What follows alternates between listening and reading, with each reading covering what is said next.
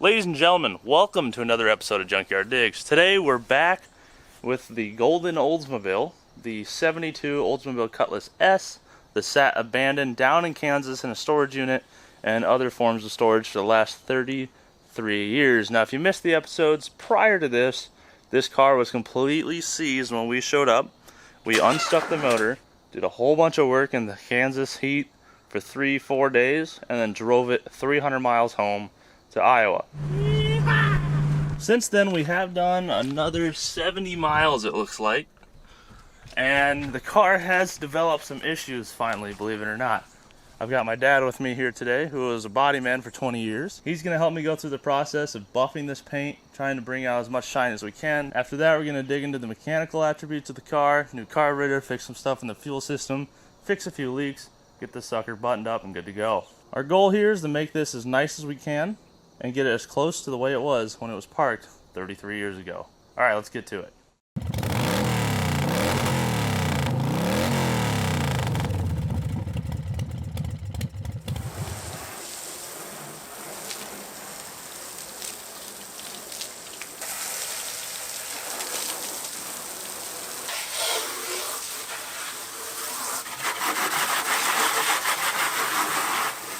Since this is an old car, it's a lacquer paint, there's no clear coat. We're going to use some just regular car wash soap. One thing I do want you guys to pay attention to, this is going to be interesting, the patina levels in this car will be completely different by the time we're done today. Not just with the wash, but more so the buffing. It's going to take out a bit of this lacquer paint, take some of it off and bring it down to the primer below. So you're going to see a lot more black in the hood by the time we're done. One thing to be aware of with your old cars that have patina. The more you wash them, especially pressure wash them, the more paint comes off. Like my Wildcat, every time I wash it, there's more and more black in the hood. We want an actual scrub brush for that top. You're not going to get it. It's coming through. It's losing its color.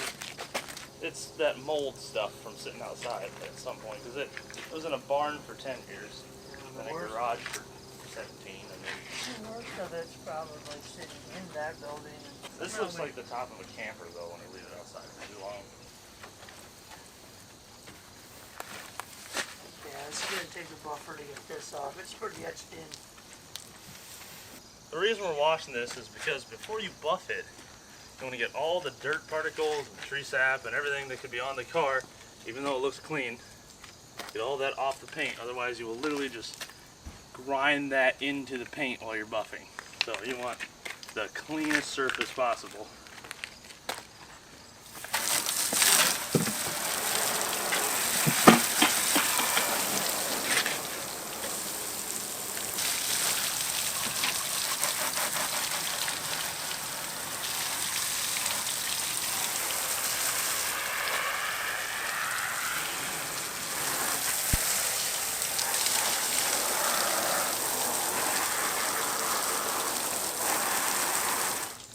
Alright, we'll literally rinse and repeat for the other side and then get the buffing. Alright, the car's dried, sat out here in the sun. Metal's nice and warm now. There's a lot of stains in the paint, a lot of runs in the lacquer layers, some scratches here. Lacquer's a strange paint. Lacquer's tough because it's sprayed on and sprayed on like sand. It was really rough, and then you had to color sand it. So when I went to college for auto collision, we were just phasing out of lacquer. This was 85, 86. And base coats were coming in. Even though I never did paint a car lacquer, but we had to play with it. It was weird, but it gave a good base to learn on. Okay, so we're going to tape off the pinstripe. We're going to buff past it. We're going to tape it off the other side, buff past it again, and then we'll do the pinstripe by hand. That's factory pinstripe right in the plant, but there's some touch-up been done to it. I think right here, yeah, you can see where it's been painted again, and it's not quite straight. Better than I could have done.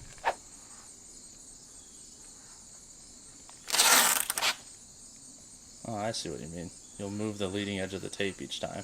Yeah. Okay. I was wondering, I was like, are we going to cut the tape down? But this makes way more sense. Yeah, the buffer would take that pinstripe right off instantly.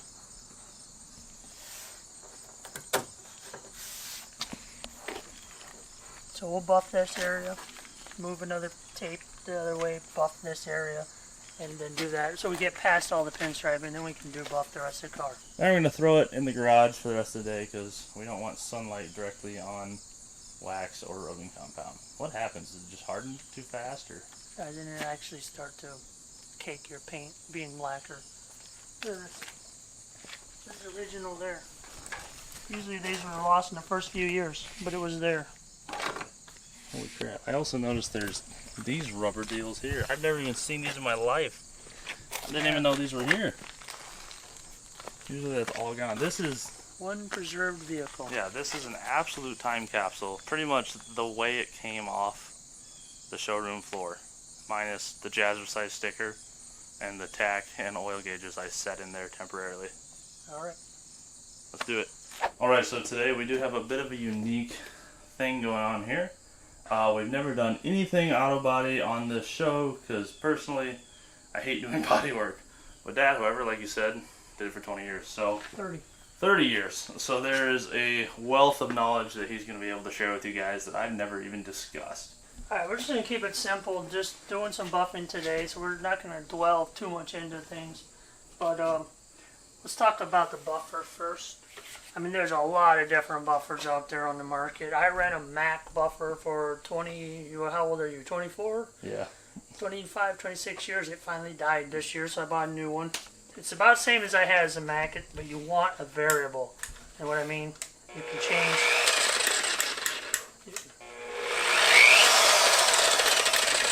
Your tools are what you make your life on, so invest in them, take care of them. So some do's and don'ts about a buffer. Don't ever set a buffer down on the ground. Because you're doing buffing, you're going to pick that dirt up, and it's going to be scratching the heck out of your paint. So let's talk about rubbing compound. This is probably a unique situation. This is very crude rubbing compound, like the base, but that's what we need today for our lacquer because it's rough situation here. It's lacquer. Normally you wouldn't see this even in a body shop anymore. Go out there on the internet, do some research what you need. This is kind of what we're going to use towards the end. At that point you got to start changing your pads. So this is what we're going to finish with today. This is going to go with this rubbing compound. Good old wool. It's going to be starting with this. I don't think it's even wool anymore, but what old timers used to call was a wool pad. This pad, it's on the end of its life. It's pretty old, but it's perfect for what we're doing today. Okay, body line. The buffer turns this way. So we do not want to take and bring that down this way, or we're going to take the paint right off that line. So we want to buff off of this line this way. And when we come to the top of this, we want to buff this way. So we don't want to bring that pad down off that line, or it's going to literally take that line off, which we're almost there already. Somebody has. And that's lacquer. That's just the norm of lacquer. I mean, lacquer, once it's put on, from that day on, it's only degrading. But it was great for its time. Gotta be careful trim. New cars don't have this stuff anymore. We're going to catch that with our buffer. We gotta be careful. That, you know, those sharp corners. Rip it right off. It'll take it right off. Kevin's going to be doing some hand work around the door handles, the Cutlass emblems. You're going to be doing this by hand. You have to be very careful because rubbing compound and rubber don't like each other. And whatever you use for a hand rag, you're going to see it. It's going to turn black instantly. So kind of use your fingernails on this side of it, trying to keep off of that rubber. There's a dead spider. You can have him. Well, let's get started. We're just going to put some in the areas as we go. You're not going to do a big area because your rubbing compound is going to be drying up too fast. So right now we're just working with that pinstripe line. What's your speed set at?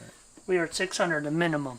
All you're doing is mechanically you are taking this rubbing compound, and as you're turning it, it's literally breaking down to a finer grit. So the more you work it in an area, you're taking that grit and you're making it finer and finer until it goes to basically dust in the air. Speed's not going to help you there. So waxing, turn it all the way up, but be careful. So you got to work a little heat into the area you're working, right? If you work too much heat with too much speed, it'll burn the paint. Right. We'll just pull the paint across, or what exactly happens? It'll blister at times, but mostly it's going to just remove it. And that's why we're going to be so careful on this line. This line is going to be our hardest here. These lines are going to be tough. We come to the end of the car, same thing. We got to be darn careful. Don't go the wrong direction. Going up here, you're going up here, but you don't take it over the edge. A lot of handwork. Ready? Yep.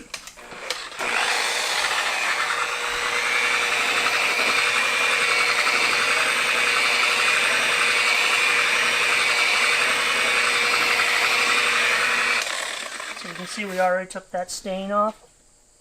This could be, I don't know what it was. Maybe an oil, because oil in lacquer will actually make it look beautiful again. But it's gone, so we ain't gonna take much to bring her back. Unfortunately, the rusty area where there is no paint, you call that patina. I call that, Dad's a body man. I was all about driveline and going fast and running good. He's always said, my whole life, I'm gonna be broke down on the side of the road, but I'm gonna look great. Alright.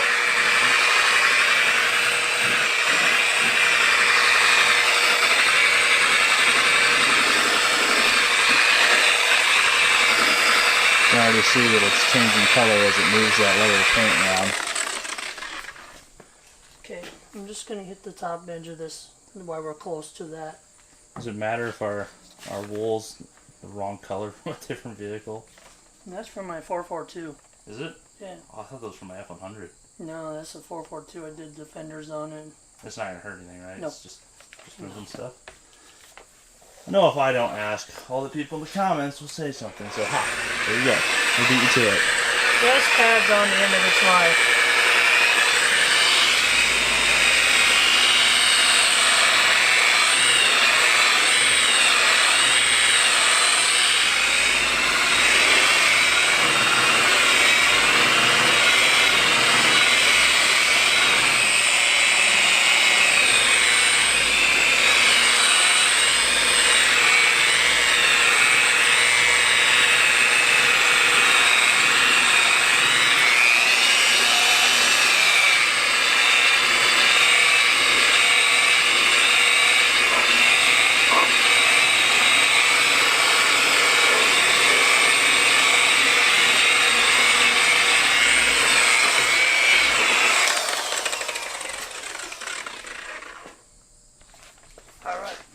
Clean a little bit of that off and see what we got, but it's exposing a lot more metal than I want. See all the chips that are coming up now? Just rust in the paint? Rock chips over the years. Look at all that patina come out. Alright. Get kind of the idea. Kevin's going to learn to do a lot of handwork today. His favorite thing, body work. I love it. Hi, Mook. Hi. Mook probably likes body work. She likes shiny stuff. Can I borrow your cat to buff it? Yeah, I'll go get her. Okay. Okay. So this isn't going to give us that nice, beautiful finish because it's just a rough compound, right? Right. Plus, it's old-time lacquer. Another tip we should point out. Notice how this was spraying all this, I guess, compound off as it spun. Anything we cared about that was plastic within this plane of the car, we moved. That stuff's going to fly off, hit that plastic, and burn it over there. So we moved all the stuff over there. So be cognizant of that when you're buffing in your garage. Oh, the buff rag. Put her on there. It's Velcro. So just for demonstration purposes, we're going to step right to the finish on this spot to show you guys what it looks like so that you don't have to watch, 9 hours of footage here. We'll just abbreviate everything from this point.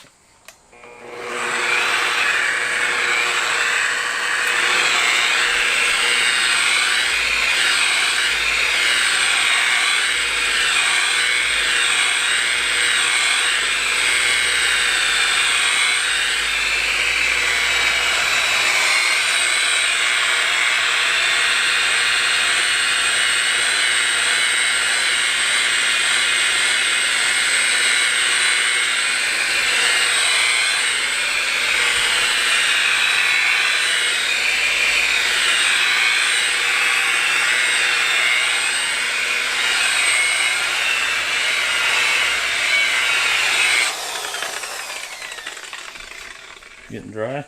Yeah.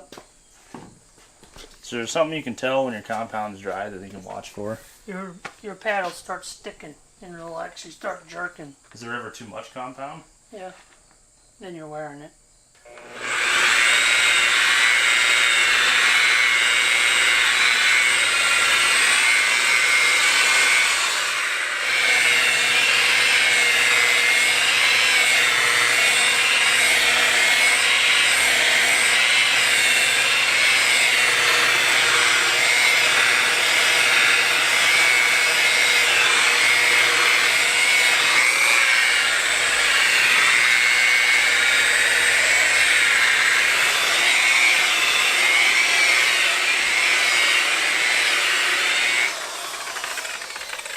Got very much paint left there.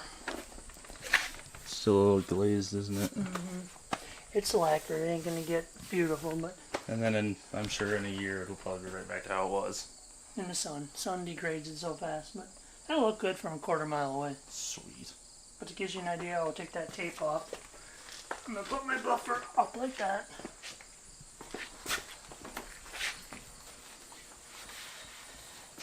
It gets messy until we get it done.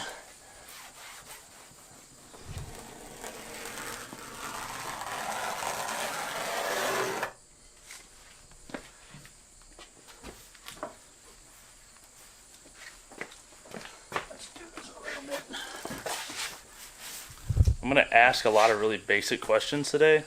I know the answer to a few of these, but since this is such a unique experience that we have a body man here who has a lot of experience, like I said, and we're actually doing something like this on the channel, I want to knock it all out. I want to get all the questions answered for anyone who doesn't know this stuff. So that's why I'm asking some simple stuff. So I'm not dumb. I'm just dumb for you guys. I'm dumb. I'm old school. Like quadrujets. I like quadrujets. Pile of junk. Alright. We'll let that dry and we're going to tape the other way. We're going to do that on all the 4 parts of the pinstripe. Get them done and then we'll just go crazy. So as we start buffing, you don't realize how many little bitty rock chips are in there. They weren't there until we started. Well, they were there, but they didn't show up until we Yeah, look at all the started damage in the cleaning it paint. up. So And it's still a little bit of a haze through here. Is that just how it's going to be, or can we hit it again? well, we're not done. We got a ways to go. Let's shine a turd. So now he's going to go ahead and move the tape to the other end of the pinstripe so we can use that nice straight line the tape has. We'll do this by hand a little. What kind of tape you got? 3M 233 automotive. So you've been out of the auto body industry professionally for a while now, right? Yeah. Is it weird coming back and everything's changed? All the products are gone? Or is everything still pretty much the same? No, a lot of things are changing. I've asked like Arnold Motor to keep me up to date with. Sometimes they have classes, night classes, at certain towns. But yeah, it's changed a lot. Like your fenders are now glued on. They're plastic. We can go out to your truck and it can show you they're glued on them. Yeah, things have changed for the better. As far as like compounds and methods for paint, the old stuff that we deal with here, That's improved tremendously. has it? Oh yeah. Finishes have improved. I mean, that was factory finish, and that was acceptable in '72, and it looked awesome. But you can see the orange peel so bad. Hey, there's a question. What is orange peel? Orange peel is, well, you know what an orange peeling looks like, right? It has those little texture. Dimples? Yeah. Let's go look at my fender in my truck. Okay, let's go. From the salvage title. That's a perfect example. Okay, so you can. I don't know if the camera will pick it up. This fender's been painted. You can tell from the dirt nibs. Quite a few of them, actually. And this massive paint run. Oh, that's pretty. I don't know how well you can see it on camera, but it looks like a golf ball. Looks like the Orange peeling. Yeah, it looks like an orange. That's orange peeling. What causes that? Air pressures, gun quality. It should have been knocked down. This could easily be knocked down with 1,000 and then down to 3,000. And you can sand it out. Actually, if you come this way, you might be able to see it right where that dark. But you see these sand scratches right Oh here? yeah, I do. Some really bad body work there. Well, that's why it was so cheap. So here's the fender hit. Yep. Fender hit the door and they didn't fix the door, so that's gonna rust. It won't. It's aluminum. Aha. Also, the fenders are plastic, Yeah, fenders so are they won't plastic. rust because these trucks rust in the cab Beds corners are- and the fenders, and those are both plastic. Bed's plastic or aluminum? Bed's aluminum, bodies aluminum, plastic fender, plastic cab corner that clips in. This one's supposed to be bolted on or something. That was whatever body shop threw it together, fast and dirty. There's another term, fisheye. Fisheye, well, you won't see that anymore. That's an old school. That's when you got oil under Kind the. of made like a. Yeah, and it literally would not. The paint would literally walk away from it. You know, in a small area, but it would. And usually, if you had a fisheye, you had fisheye all over, and it would just be dots. You cannot get paint to go to that area. Is it oil on the surface? It's oil or silica. Your world and my world can never be in the same place. You know what I mean? I said that for years. Oh, you mean Oil, silicone. what we do for work cannot be in a body shop? Mm-hmm. Yeah, that's fair. Oops. All right. I would venture to say this quarter at one time has been repaired. Somebody didn't tape it off. Should have removed the trim. But you can see the paint right there. There's some rust, obviously, but that's actually paint right there. It's always amazed me how I'll walk up to a car and be like, this thing's perfect.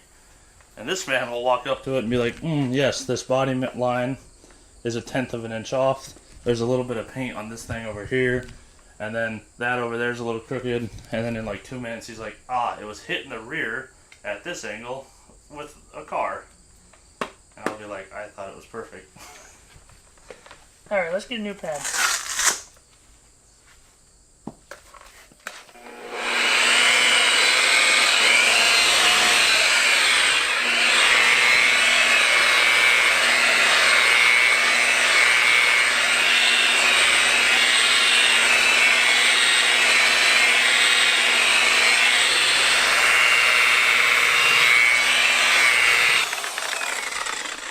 Alright, that's a big difference. Yeah, that's moving stuff way better than the old pad. Yeah, the other one was like 6 months old and dry. Oh, that one's probably several years. Oh. Many vehicles.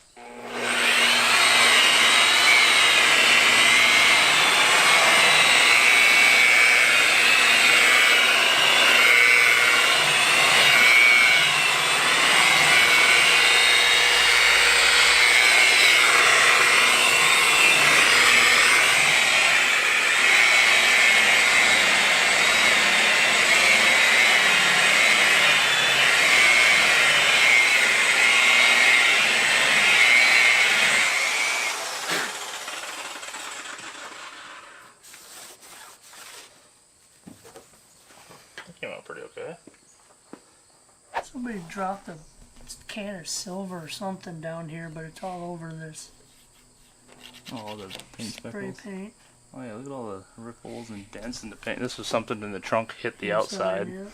sliding All around. these. So you see here there's some little damage here, but obviously it's the shape of the bumper, so I imagine this might not be the original bumper because to be able to hit the body here. Yeah, it wouldn't spring back Yeah, that straight. Interesting stuff. Stuff I literally never notice on cars. Because we never do paint work, and now we're finding all these stories here.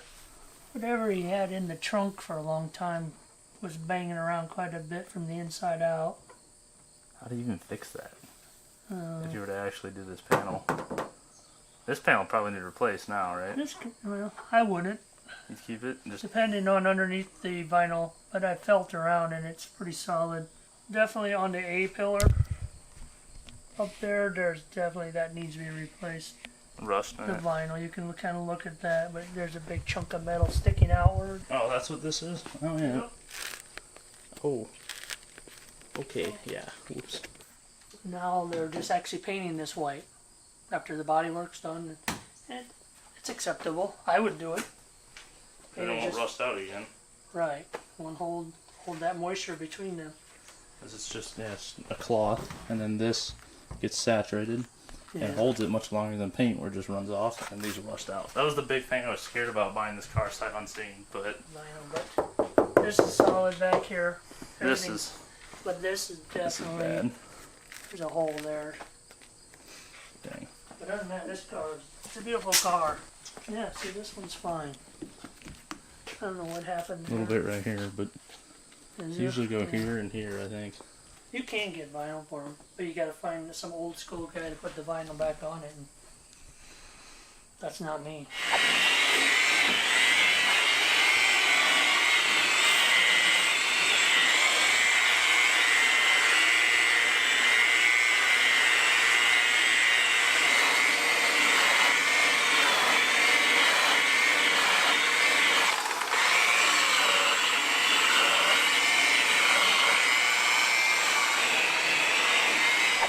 So that's all the way to the door with the Rough. stage, the rough stage 1 compound.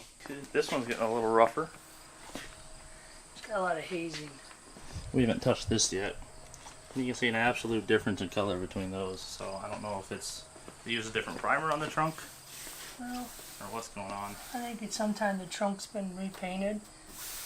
But Well, you see, I guess if it would have been hitting the rear, it might have darked up the trunk too. could have been. But the hazing, and what I always say about hazing, what creates hazing is they got on their primer too soon, so they put their paint on, and the primer as it cured or such dried, it actually leaves microscopic cracks, and that's what the little cracks in the paint are. And that's that haze. So we might not actually be able to get a lot of that out. We'll see. So they put their paint on too close to their primer, like Time-wise. time-wise. Is there any weather conditions you favor for doing this stuff? Warm, cold, doesn't matter for buffing? Arizona, Florida. But do you want warm panels for doing this? Does it really matter at all? Doesn't matter. Just for paint, that's Yeah. more. Oh, for paint, yeah, you definitely want. And then when you're painting, not that we're doing nothing today, but then you have different temperatures in your reducer in your paint. You have cold reducer, medium, and hot reducer. And it's the flash point is all that's affecting there, but we're getting too technical. Right, back to scrubbing a turd. Scrub a turd.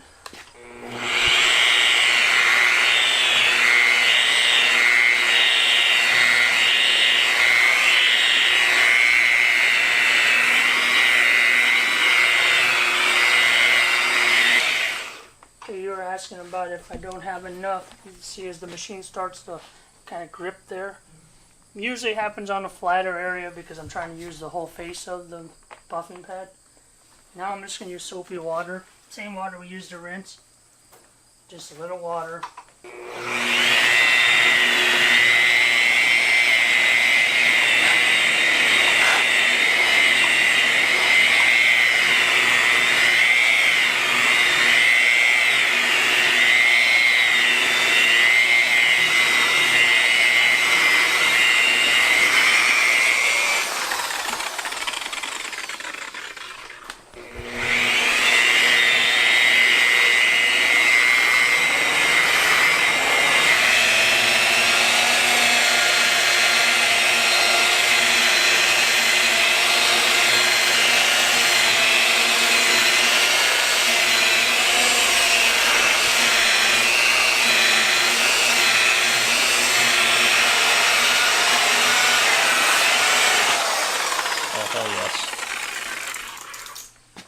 Kind of jazzercising. So while Dad's been buffing the whole trunk down and everything back there, I've been looking for a way to get all this mold and all this crap, mildew, whatever you want to call it, off of this vinyl top. This reminds me of when you leave a camper outside and very similar surface, that stuff starts growing on it. And I thought, well, if it's like a bacteria or it's alive or something, and we couldn't get it with scrubbing and soap, we won't really touch it.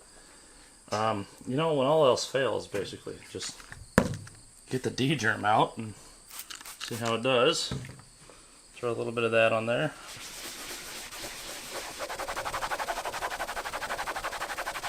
Of course, it's like perfect every time. What are you made out of? Go get it. It's at Menards. I don't know. Maybe get it online. Had a bunch of people ask about it. This stuff is incredible. Not sponsored at all. I'm just trying to help you guys out and make your lives really easy. Get a scrub brush and try it. I don't even think I need a scrub brush. It even says if you want to kill HIV, you just spray it on and don't scrub it. Just leave.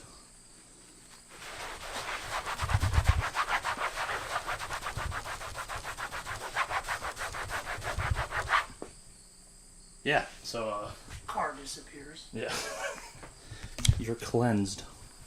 One thing I will mention, use a white cloth with this. It will pull the dye color out of the cloth. I don't have a white one, so I'm just going with like a natural gray.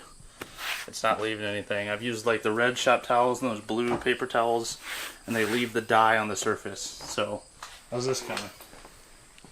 Oh, really good. There's some patina for you. Woo! I looked it up. Patina is a French word for polished turd. What? He's cleaning up pretty darn well. Wow, this one looks really good. This quarter has actually been repaired. This is actually in enamel. Is it? Somewhere in this side. How can you tell? Just in the different quality of the paint, but you can see. It's way flat, sure, way yeah. shinier and smoother.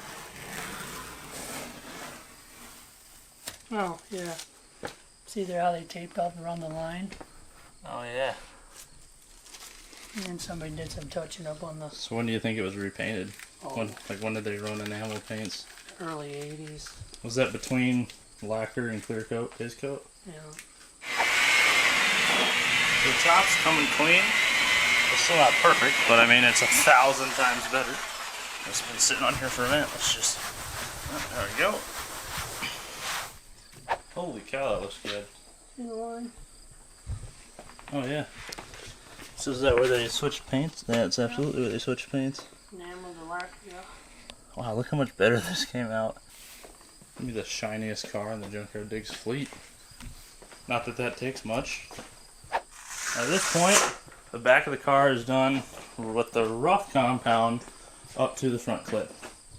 And it already looks amazing. And we still have finished compound and some wax to go. I've got, I don't know, 2/3 of the roof done. I've been scrubbing on that. Dad's been buffing all this. This front clip is gonna be rough. There's a lot of oxidization and just missing paint. The whole surface is bubbled pretty much. So that's gonna be a real testament to skill if that comes out well. What are you up to? Washing the pad. You do this often, or Once you start getting so much cake in it. from all the dry compound? Yeah. Just keeps it from scratch and stuff. Well, it wants to plug up and stop on the panel, but there's only one way to get it dry.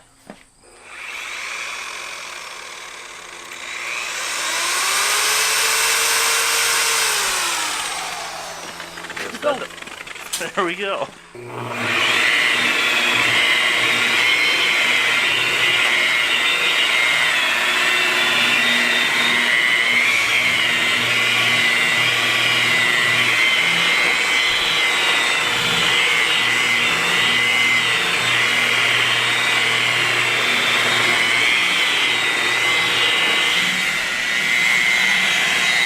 Few more finish passes and should be good to go. How's our hood? Ugly. At least it's not a totally rotten banana look anymore. You know, it was interesting the amount of people that were upset by me calling this a muscle car in the title. So why is it not a muscle car? They claimed the 442 was the muscle car. Same car. Yeah. Just might not. I mean, you could even order this car with the same package of 442 and it not be called a 442. It would be an S or whatever you want. You could get a 442 with a 2-barrel. This is the same as a 442 with a 350. 350, 4-barrel, TH350, dual exhaust. So, and before you say it, 442, originally, first year it came out, at 4-barrel, 4-speed, dual exhaust. Immediately after that first year, it meant anything they wanted it to. Exactly. Even the last year the 442 was made was a 4-cylinder, 4-speed automatic. And I don't remember what 2-door, wasn't it? I think the 2 was two the 2. tail lights. I don't know. They were really stretching it. So this is the drive line you would find in a 442. Maybe different rims, a little different gear ratio on the rear, but other than that, this is a muscle car. This is what muscle cars were back then. This was a very plush version of one, granted, of course, being an S, which the S is not the Supreme, correct? No, do not. Because that just irks me so bad. Is there's a Cutlass S, and I look at the pictures, and it's a Cutlass Supreme. A Supreme has your window right here. It's not an S. An S does not mean Supreme. Just like 442 was just a production number. You have a 75 442. 76. 76 442, and that's a 4-barrel TH350 dual exhaust. It's identical to this car, just a different body. Right. And that's a 442. That is on the S body. So you put 442 stickers on this and a couple badges in the interior, and bam. Now it's a muscle car by your guys' standards. People complaining in the comments. I'm gonna finish up the roof. I think we're gonna go take a lunch break here in a moment, and then we're gonna come back and finish roughing out the front clip. This thing's coming along really nice. Sandwich time.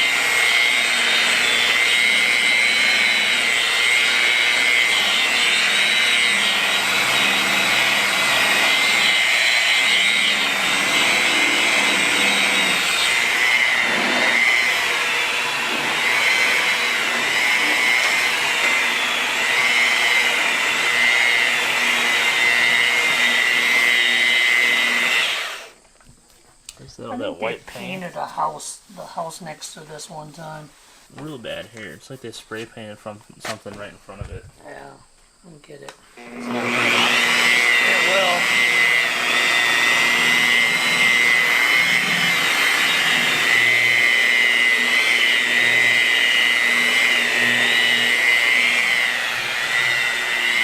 Slowly but surely. Remember what I said earlier? Expect the patina on this car to change. The rust is going to probably go away. We're going to pull through more of this primer. Well, it's gone. There's still some darker veins here and there where you can see the black primer underneath. But I thought this was going to be a gold and black hood, but it's just coming out gold. It's coming clean so well. That's impressive. Hey, what's up? Hello. How you doing? We're wearing matching shirts again. For the second time in this series. Hey, you know what that reminds me of? Whoa. Potentially. We have schmerps. We have shirts for sale. Junkyarddigs.com. Get yourself some sweet merch. Help support the channel. Help keep sweet rigs like this showing up in the shop. Let's buy more tractor tires. That's for a future video. We can't give away all our secrets. Yes, we can. We're buying a tractor. Nope. One piece at a time. No. It's like Johnny Cash.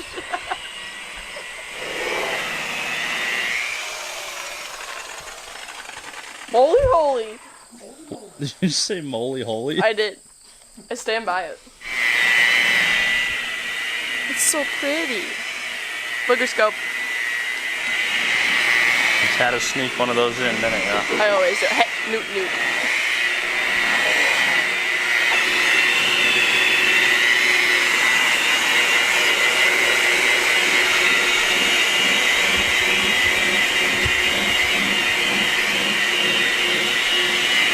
There we go. That's a lot better. You got this chrome strip right here. Very lightly.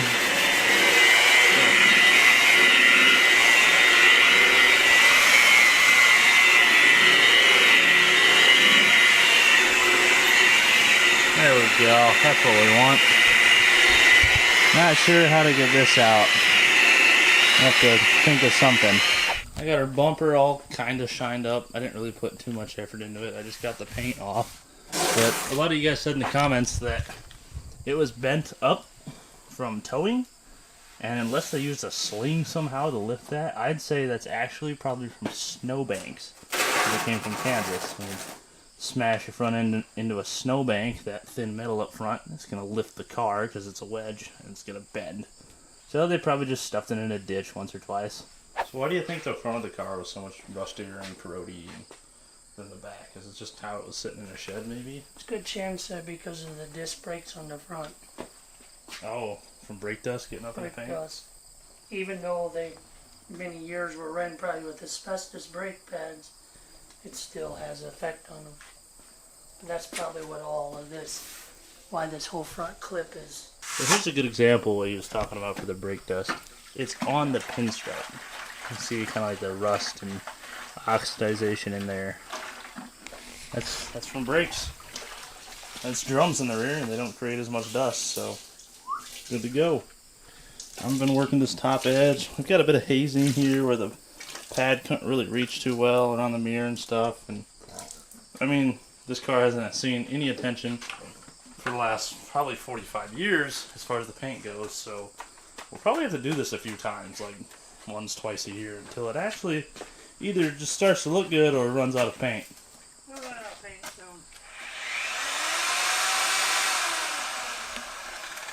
Mook was very enthused by that. I could hear her laughing from inside the house.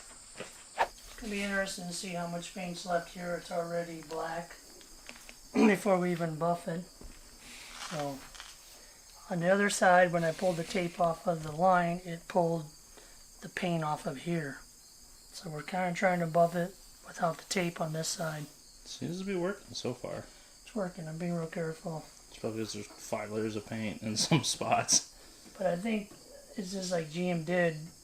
The front clip came from a different part. It's different primer, and this is a lot less paint than the back of the quarters, and That's why it's bleeding the rust through.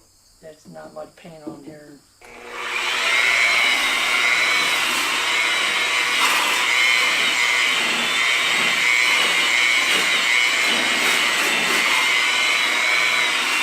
So this is a total change of pace for the channel. Never done body work, never done the slow, meticulous work.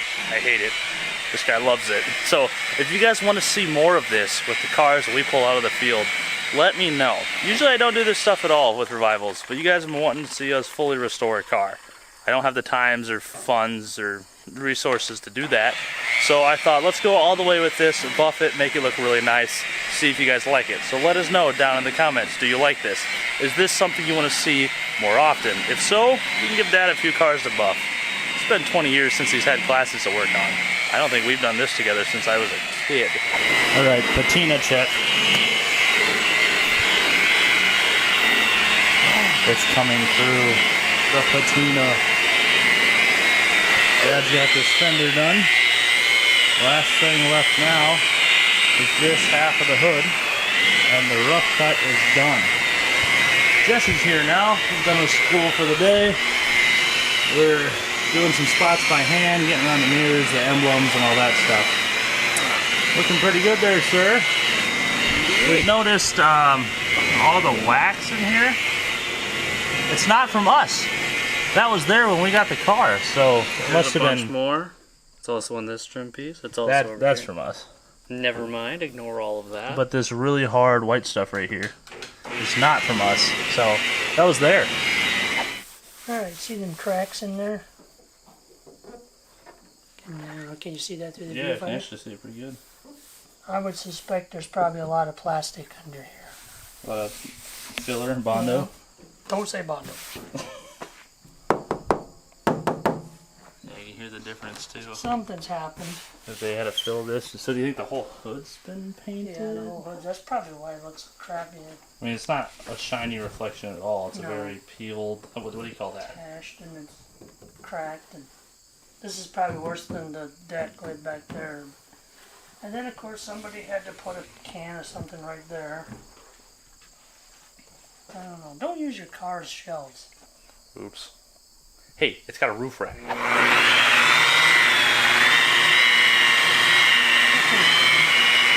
I think they made it worse.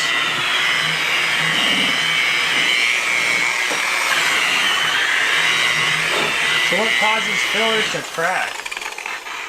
The hood, because it's in being slammed, So it just does this all the time and then... let loose. It's actually high right there. You can actually feel the whole thing. Yeah, you guys feel that in the video? Got that? So you guys probably don't remember it, but you used to walk into Napa or even a dealership, and they'd have these little bottles of touch-up paint. And I've been finding it all over this car. And it isn't even close. It's been everywhere. There was a whole bunch on the side. Right there in the center. Another spot. Oh, is that what that is? Wow. Yeah. It was like nail polish. Well, I mean, the guy took really good care of the car. So anytime there's a nick or scratch, I guess he took care of it. Oh yeah. The last melon.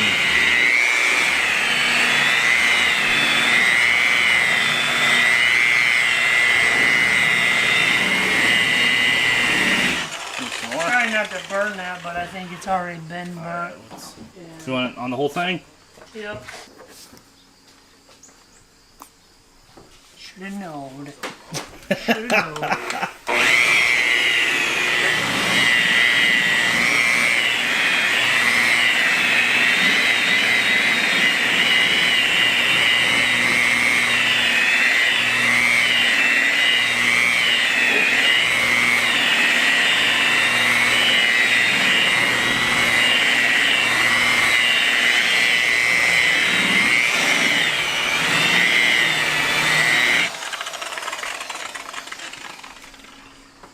She looks ugly.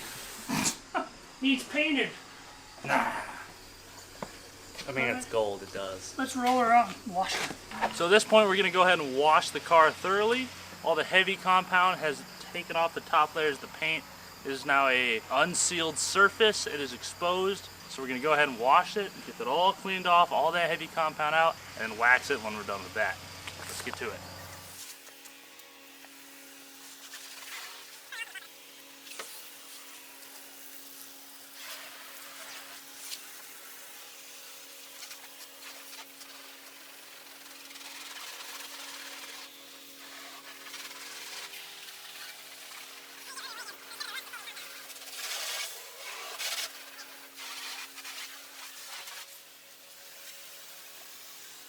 Now that we're done washing it, our rubbing compound has been pulled from the paint.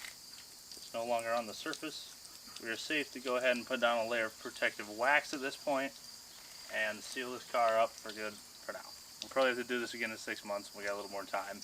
So yeah, we'll let this dry off and put it back in the shop and wax it. And then move on to the interior and get everything cleaned up for this episode. That's smooth. Don't touch the car, you're gonna get it dirty. Direction of the train home. You can take the train home. Okay. Push it in. What was that? That was Mook. What you doing there, cameraman?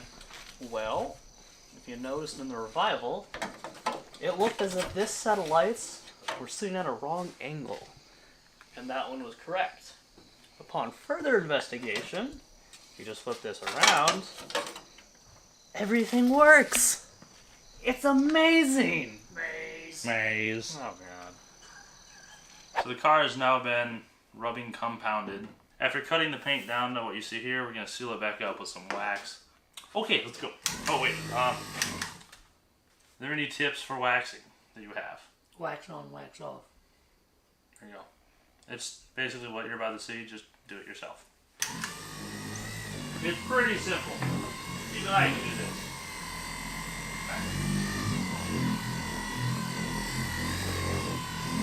So you do want a random orbit oscillating applicator for this, so that it does not induce more swirl into the paint, I believe. And you're just gonna move it around and let it dry. Do not do it in the sunlight. And then once you go, you get a panel done, come back through, wipe it all off. I think you could even do a whole car and then come back and wipe it all off, right? Come back the next day. As long as it's not in the sun. Today we're using Mcguire's Professional Cleaner Wax. It has a 6 on it. I don't know what any of this means. Looks like this. And we're going to put it all over the car. There you go. Oops. Sorry, bud.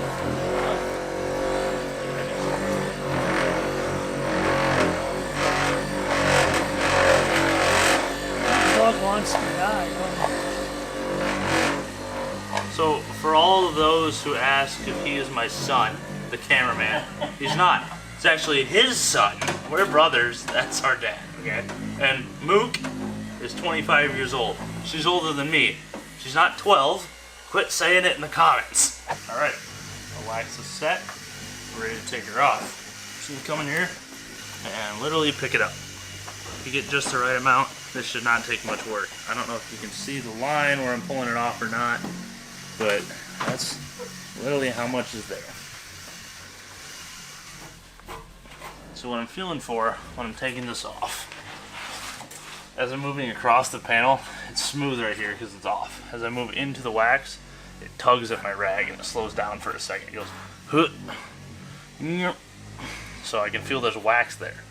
So I'm going to do that until it's smooth. And it slides with no resistance. It means I've got all my wax off my panel.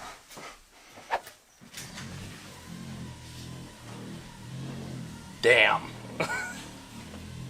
Is this the same car that I just pulled out of a shed where it sat for like, 33 years? Ugh. I can see Jesse in it. Hey. Ha! Gotcha. Oh. I got God. Is that an Oldsmobile in your pocket, or are you happy to see me? It's... Shit. Alright, last panel. Wax that dent. Damn. That looks amazing. Check out the other side on that one. Where the enamel is? Yeah. Is that what you wanted to accomplish? Yeah, I'd say that is a successful day right there. Thank you for all the help, Dad. You're welcome. If you guys enjoyed that, the whole restoration of paint stuff, and you want to see more of it, let us know down in the comments. We can do more. I've got a lot of cars we could do this to. Huge thanks to Dad for coming out and help us. You're welcome. Thank you to Jesse for helping us scrub the last few bits and video everything. I guess we're going to cut this here and come back tomorrow, and I'm going to finish the interior and clean everything out and just get this car as clean as we can get it, as nice as it'll look. Alright, see you in the morning. Alright, so we're back for another day of cleaning up the 72 Cutlass. Today, to wrap things up, I'm going to be doing the interior and getting everything in here looking as nice as I possibly can. Now, since I put this video out last Friday, we had a bit of a scheduling conflict. I need to clear one thing up. Thunderhead 289 put out his own video that features this car. In that video, he rescues us where we broke down the side of the road some Saturday morning when I was driving to look at a car in a different town. That is not the road trip home from Kansas. That was well over 2 weeks later. This was the exact reading on the odometer when we rolled it into my driveway from that video. So as you can see, I spent 2 weeks pretty much dailying this car. It was so good that when we got home from the road trip, I just enjoyed it. I drove it all over. And since then, I have not driven it at all because of what happened that day. This car actually does not even run right now. The rubber lines delaminated and came apart, and all that rubber tar built up right here in the fuel system and the fuel filter and all that. So this thing actually doesn't even run. So for those of you that had your doubts about that being a fully authentic road trip home from Kansas, there you go. The breakdown happened 2 weeks later.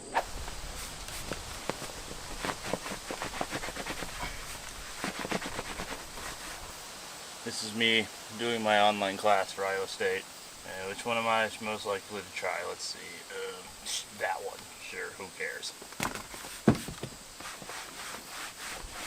Alright, making some progress. As you can see, that one hasn't been done, and this one has. Everything's coming out pretty good. Yeah. Just gonna keep plugging away at it. Not a lot of exciting stuff here. I mean, if you guys want to see some ASMR cleaning, I guess. Woohoo. Prepare yourselves. It's about to get crazy. Ooh, look at me go. I'm spraying stuff on it. Whoa, now I'm wiping it off. Look at that go. That's so cool. Yeah, so that's what I'm doing. I'll see you when the back's done. How about that? Alright, we got something here. Easy does her. Oh wow, that's dusty. That's been there for a minute. Oh sweet, I can study my colors. Hell yes.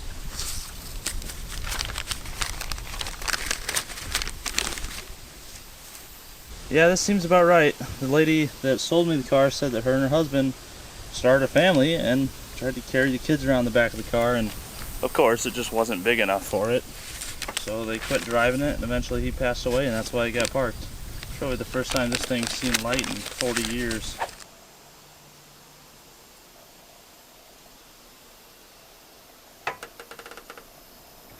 It may be a little hard to see because the sun's going down, but there it is.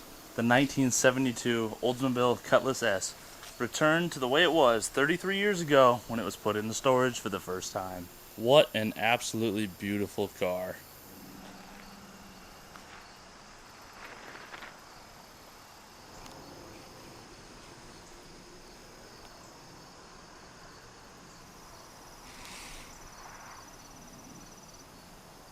This thing is probably about neck and neck for the nicest vehicle award out of the Junkyard Digs fleet, with of course the 77 F100, which was one of the first vehicles I ever built on this channel. It's come a long way since then, and I have all you guys to thank for it. I want to thank you guys all for watching. I want to thank my dad and my brother for all the help getting the sucker polished up.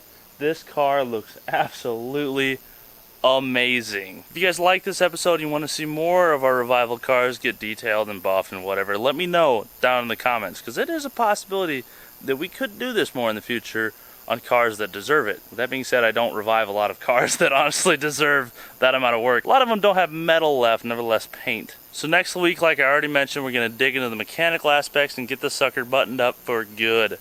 Make sure you're subscribed to Junkyard Mook, Thunderhead 289, Dylan McCool, Classic Mustangs 429, Bicycle Garage, Deboss Garage, Cars and Cameras, the whole gang. We'll see you right here next week on Junkyard Digs. Peace. You forgot about Dr. Bob.